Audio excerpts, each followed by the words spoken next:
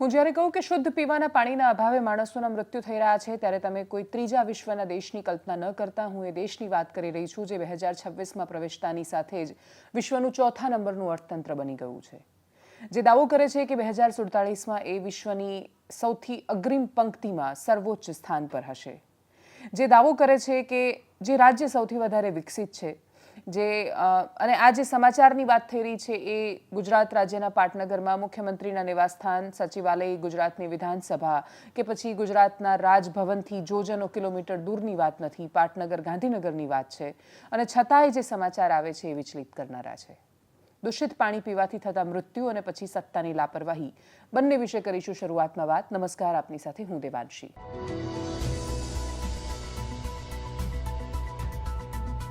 જે આ દેશના બીજા નંબરના સૌથી શક્તિશાળી નેતાનું સંસદીય ક્ષેત્ર છે, ગાંધીનગર લોકસભામાં આવતો વિસ્તાર કે જ્યાં ખૂબ ગંભીર આરોપો લાગે છે મ્યુનિસિપલ કોર્પોરેશન પર કે સંભવતઃ કોઈને કારણ હજી ખબર નથી અને એટલે જ કોઈ ચોક્કસ તારણ પર પહોંચી જવાની કોઈને ઉતાવળ પણ નથી।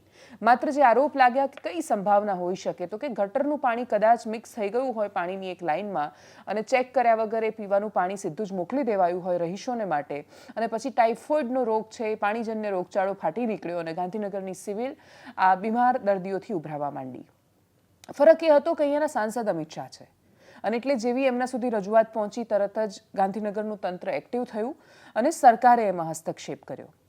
ગુજરાતના મુખ્યમંત્રીએ આજે મિટિંગ લીધી। ગુજરાતના મુખ્યમંત્રીએ ખૂબ મક્કમતા સાથે અધિકારીઓને કહ્યું કે આ નહીં ચલાવી લેવામાં આવે, પણ એક બાજુ જ્યારે ગુજરાત રાજ્યના મુખ્યમંત્રી એક્ટિવ થઈને મક્કમતાથી આદેશ આપી રહ્યા હતા, એક બાળકીનું શંકાસ્પદ ટાઇફોઇડના કારણે સંભવતઃ મૃત્યુ થયું છે અને જેનું કનેક્શન એ દૂષિત પાણીની સાથે છે, એક બાજુ પરિવારના લોકો હોસ્પિટલ પર ને પ્રશાસન પર આરોપ લગાવી રહ્યા છે, ત્યારે ગાંધીનગરના મેયર, ડેપ્યુટી મેયર અને બાકીના ચૂંટાયેલા પદાધિકારીઓ ભાવનગરમાં જે ઇન્ટર કોર્પોરેશન ટુર્નામેન્ટ હોય ક્રિકેટની એ રમી રહ્યા છે।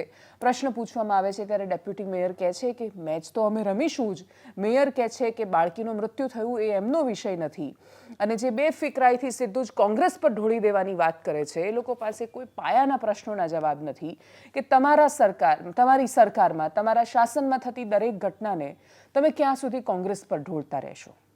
પાણી એ બહુ જ વિશાળ અને ઊંડો વિષય છે, આપણે એમાં વર્ષોથી નિષ્ફળ થઈ રહ્યા છીએ। એક દેશ તરીકે કદાચ આપણે સભાન જ નથી સમસ્યા માટે અને જેમ જેમ સભાન થઈ રહ્યા છીએ એમ આપણે એના સોલ્યુશન વિચારી રહ્યા છીએ, પણ એ બહુ જ લાંબા ગાળાના સોલ્યુશન છે। ત્યાં સુધી પહોંચવામાં એકલી સરકાર ક્યારેય કશું નહીં કરી શકે। આ બહુ જ મોટું લોક જાગૃતિનું, જનભાગીદારીનું, જન આંદોલનનું કામ છે। સરકાર એ દિશામાં આખી વિષયને લઈ જવાનો પ્રયત્ન પણ કરી રહી છે, પણ ગાંધીનગર કોર્પોરેશન તરફથી જે નિષ્ફળતા આવી, જે પ્રકારના નિવેદન આવ્યા, સ્થાનિકો શું કહી રહ્યા છે ગ્રાઉન્ડ ઝીરો પર, આખું ચિતાર એ રિપોર્ટ કરીએ એના પર નજર। શેનાથી મોત થયું છે બેન? એ મારો પ્રશ્ન નથી શેનાથી થયું છે, પણ આમાં બીજા કોઈ કેસો નહીં, ખાલી તમારા મીડિયા વાળાએ વધારે મોટું બનાવી દીધું છે, એમાં કઈ છે નહીં એટલું બધું, એ બહુ ચિંતા। તો એ તમારે સમજવાનું કે ડેપ્યુટી મેયર જો એટલો આંચકો મારીને કહેતા હોય કે અમે ક્રિકેટ મેચ રમીને જઈશું એટલે એને લોકો પ્રત્યેની કોઈ લાગણી નથી, એમને પોતાની જવાબદારીનું ભાન નથી, આવા લોકોને સત્તામાં રહેવાનો કોઈ અધિકાર નથી। ગટરનું પાણી આવે છે બેન અને તમે જોવો તો બીમારી એટલી ચીકનું લાખ પાણી આવે, ખાવાના પન દા ખાવાના થયા અમારે, બોલો ભૂખી અમે રહીએ। बोलने लग गई थी एकदम, उसका मतलब सांस नहीं ले पाती थी, रो करती थी ना, 2 दिन पूरा रोई, उसके बाद उसका फिर 2 दिन तो उसका सूजन आ गया था पेट में। हमारा तो खाली अम्मी तबीयत खराब था, हमारा लड़के तो मतलब बीमार पड़ के सही हो गया। तो उनको क्या टाइफाइड आया था, क्या आया था, पानी की वजह से बीमार हुए थे? हाँ, पानी को खराबी आ रहा है, लोग बोले पानी का खराबी है। मेरे लड़के का तो खुद 10,000 रुपया लगाए प्राइवेट में जाके, कहाँ से वहाँ सिविल में जगह ही नहीं खाली था, सब नीचे सिविल लेके गए थे? हाँ गए थे, दवा दे के भेज दिया, बीमारी कंट्रोल नहीं हुआ। इससे यहाँ लाते हैं कैंपर से, पहले जब गंदा आता था गंदा आता था तो बांस मारती है और थोड़ा पेट में भी दर्द करता है, दस्त जैसा हो जाता है। और बड़ों को भी ये हो रहा है? हाँ, बड़ों को भी यही प्रॉब्लम है। પાણીના કારણે તો 1 મહિનાથી માણસો દવાખાના ભેગો થઈ ગયો એટલો આખા ગામનો। તમારા ઘરમાં છોકરો બીમાર, બધો 10 બધો ઘરનો બીમાર છે, એક જ જણ સારું છે આખા દેવારામાં બધાય આખા ગાંધીનગરમાં આવું છે. फिर ट्रीटमेंट हुआ था वो अच्छी हो रही थी. कुछ नहीं अच्छी हो रही थी, बस बोतल सब चढ़ा देते थे न देखभाल करने का। एक बार लगाएंगे सब तो पूरी रात चलता था ये बोतल, फिर उसके बाद तो कोई देखने ही नहीं आता था, तो ऐसे सब करते थे सिविल में। આવું પાણી પીને આમાં મરવાનું નહીં, હવને જીવવાનું તો છે. હવને બચ્ચા પડ્યા, છોકરા પડ્યા, હવને બચ્ચા જેના જેના બાળકો પડ્યા. આવા ગરીબ આવી માણસે 4 રૂપિયા લાવીએ. ગરીબ માણસ દુનિયાના 122 દેશમાંથી 120માં નંબર પર છીએ આપણે જ્યારે વોટર ક્વોલિટી ઇન્ડેક્સની વાત આવે. પાણીની ગુણવત્તામાં આપણે 120માં ક્રમાંક પર છીએ. આપણે એટલી પછાત હાલતમાં છીએ. ગ્રાઉન્ડ વોટર આખી દુનિયામાં સૌથી વધારે આપણે લઈ રહ્યા છીએ બહાર. એટલે ભૂગર્ભમાં રહેલું જળ એ સૌથી વધારે જો કોઈ ખેંચીને બહાર કાઢતું હોય, પૃથ્વીનું દોહન કરતું હોય, તો એ ભારત નામનો દેશ છે, એક ક્ષેત્ર છે કે જે આ કરી રહ્યું છે. એનું કારણ આપણી મોટાભાગની વસ્તી કૃષિ આધારિત છે અને કૃષિમાં બેફામ પાણીનો ઘણીવાર સમજણ વગરનો ઉપયોગ પણ થાય છે. ભારતનો પશ્ચિમી ભાગ એટલે ગુજરાત, રાજસ્થાન સહિતના વિસ્તારો એવા છે કે જે સૌથી વધારે વોટર સ્ટ્રેસ સ્ટેટમાંથી છે. એવા રાજ્યો કે જેનું ભૂગર્ભ જળ સાવ નીચે અને ખાડે ઉતરી ગયું છે. આ દેશનું 70% ભૂગર્ભ જળ કન્ટામિનેટેડ છે, પ્રદૂષિત છે. 70% ગ્રાઉન્ડ વોટર, જમીનની અંદર રહેલું પાણી એ દૂષિત થઈ ગયેલું છે અને જેવું તેવું દૂષિત નથી થયું.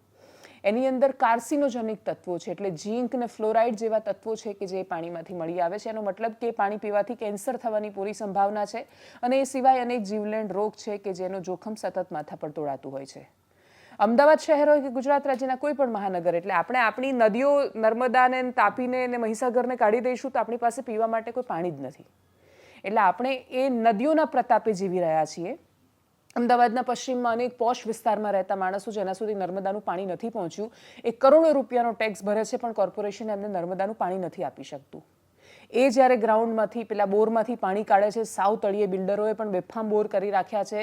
એ બોરમાંથી નીકળતું પાણી એ એટલી હદ સુધી ખરાબ હોય છે, એનો TDS આરો મેચ નથી કરી શકતું. દર વર્ષે ઘરના લોકો આરો બદલે છે. આરો ખરાબ થઈ જાય, ગીઝર ખરાબ થઈ જાય, એની અંદર એટલી હદ સુધી ક્ષાર જામી જાય અને એની ત્વચા પર, વાળ પર અને બહુ ખરાબ અસર થાય. એટલે સામાન્ય માણસ ઓલરેડી આ પરિસ્થિતિનો સામનો કરી રહ્યા છે. એની વચ્ચે એકમાત્ર રસ્તો છે પાણીનો કરકસરપૂર્વક ઉપયોગ કરવો અને ભૂગર્ભ જળને રિચાર્જ કરવું. આ માત્ર સરકારનું દાયિત્વ કે સરકારની જવાબદારી નથી. હા, આ વિષય દરેક સુધી પહોંચવો જોઈએ. દરેકે ગંભીરતા સમજવી પડશે કે પાણી એ કુદરતી સંપત્તિ છે. એનો કોઈના પર એવો વિશેષાધિકાર નથી. બનાસકાંઠા દેશના સૌથી વધારે વોટર સ્ટ્રેસ ડિસ્ટ્રિક્ટમાંથી એક હતો અને એટલે જે સ્ટ્રેસમાંથી બહાર આવવા માટે બનાસકાંઠાના કે કચ્છના ખેડૂતો જે રીતે ખેતી કરી રહ્યા છે, પાટણના અમુક હિસ્સામાં કે મહેસાણાના હિસ્સામાં જે ખેતી થઈ રહી છે, એ આખા દેશ માટે ઉદાહરણરૂપ છે. કેમ કે જેણે તરસ જોઈ એ પાણીની કિંમત સમજ્યા અને ત્યાં મોટા ભાગે ટપક સિંચાઈ અને ફુવારા પદ્ધતિનો ઉપયોગ થઈ રહ્યો છે. અને એટલે જ ઓલ ઓવર બહુ પ્રયત્ન થઈ રહ્યા છે. કેચ ધી રેઇન કેમ્પેઇન ચાલી રહ્યું છે. ભૂગર્ભ જળમાં ગ્રાઉન્ડ વોટર રિચાર્જ કરવા માટે સામાન્ય માણસોને અરજ કરાઈ રહી છે. આપણે ચારે બાજુ પેવર બ્લોક પાથરતા જઈએ છીએ, પાણી જમીનમાં ઉતરતું નથી અને પછી પાણી ખેંચતા જ જઈએ છીએ. પીવાનું પાણી નસીબ નથી થતું અને આવે ત્યારે વ્યવસ્થાપનનો એટલો મોટો ભોગ બની જાય છે કે કોર્પોરેશન જેની જવાબદારી છે, કેમ કે એના સુધી તો નર્મદાનું પાણી પહોંચે છે, તમારી જવાબદારી છે કે તમે એને સુવ્યવસ્થિત રીતે પહોંચાડો ઘર સુધી, એમાંય નિષ્ફળ થઈ રહ્યા છીએ. એટલે ભૂગર્ભ જળના રિચાર્જથી માંડીને પાણી પહોંચાડવા સુધીની પ્રક્રિયાઓ, નદીથી માંડીને બાકીના જળ સ્ત્રોતોને સાચવવાની પ્રક્રિયા, એ જળ સ્ત્રોતનો ગ્રાઉન્ડ વોટર રિચાર્જ કરવા માટેનો ઉપયોગ, બહુ જ બધા મોરચા પર આપણે લડવાનું છે. જો આપણે નહીં લડીએ તો પછી ખરેખર ત્રીજા વિશ્વના દેશમાં જે સમાચાર થતા હોય એ પ્રકારના 2047માં વિશ્વગુરુ બનવાનું સપનું જોતા ભારત દેશમાં એ સમાચાર હેડલાઇન રહે છે કે દૂષિત પાણી પીવાથી માણસોના મૃત્યુ થાય. ઇન્દોરમાં મંત્રીને સવાલ કરાય તો મંત્રી જવાબ ગાળ આપી દે. ગુજરાતમાં ગાંધીનગરમાં મેયરને સવાલ કરાય તો મેયર કે એમાં હું શું કરું. ડેપ્યુટી મેયર કે ક્રિકેટ તો અમે રમવાના જ. આ સત્તાની વાતો છે. સત્તા કદાચ સંવેદના છીનવી લેતી હોય છે માણસો પાસેથી, પણ એ સામાન્ય માણસોનું શું કે જે આજના સમયમાં 21મી સદીના ભારતમાં દૂષિત પાણી પીવાથી મૃત્યુ પામી રહ્યા છે.